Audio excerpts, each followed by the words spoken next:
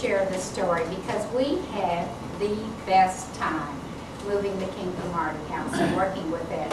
It was just a joy all the way through. Wonderful friendships were started at that point in time that went on many years until many of those gals are no longer around. But they were tigers, and it was wonderful to work with them.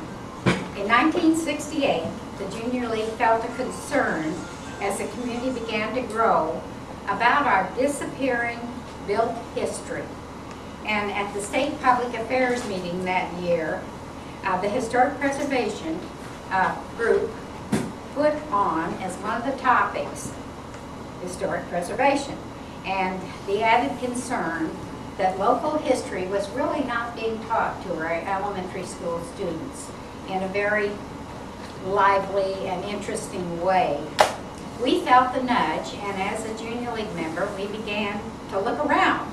Well, the New River Inn, right here where you are, was then in use by the city, and the space was divided into tiny offices. You cannot believe how bad it looked. It was just awful.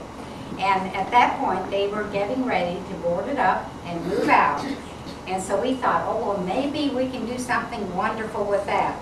We had $20,000 at the time. Looked like it was going to be more like $200,000, which sounds like a lot of money at that time, but it was really nothing compared to what it would cost right now. So one of the gals and I walked through this building. On the third floor, there were just cans and sterno and empty, I don't know, fish cans and different things like that. So the gentlemen from the streets had been having a wonderful time living here. In fact, upstairs on the third floor, there's a bathtub still, isn't there, Bonnie? And one of the men had really made that his home, and he was sleeping in the bathtub when we got here that day. So it was an interesting visit. So we decided that this was probably beyond us at that point in time.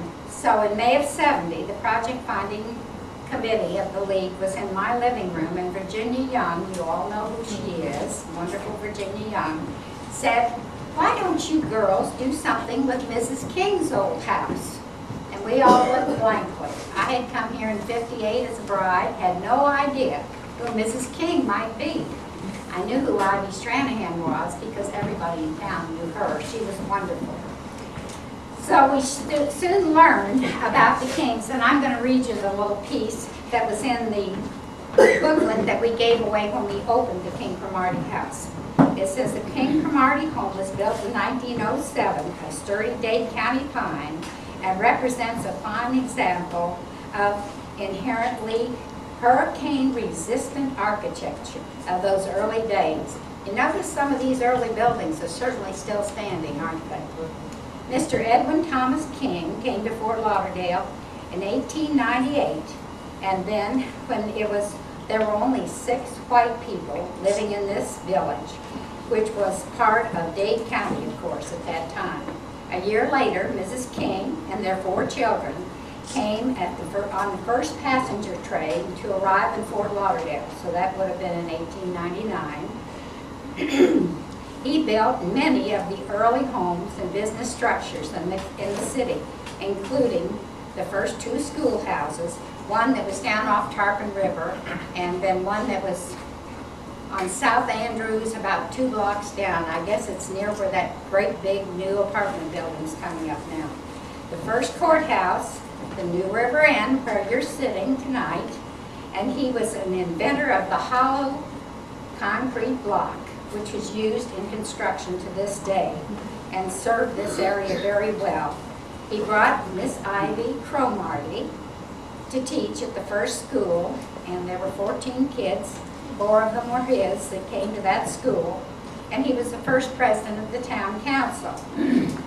The home had remained in possession of the King family until only recently, from the time that the league was involved in 1970.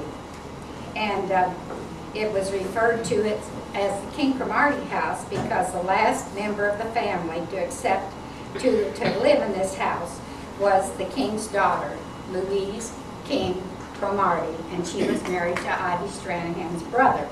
blocks of Cromartie. So they stayed tight. Of course, there weren't a lot of eligible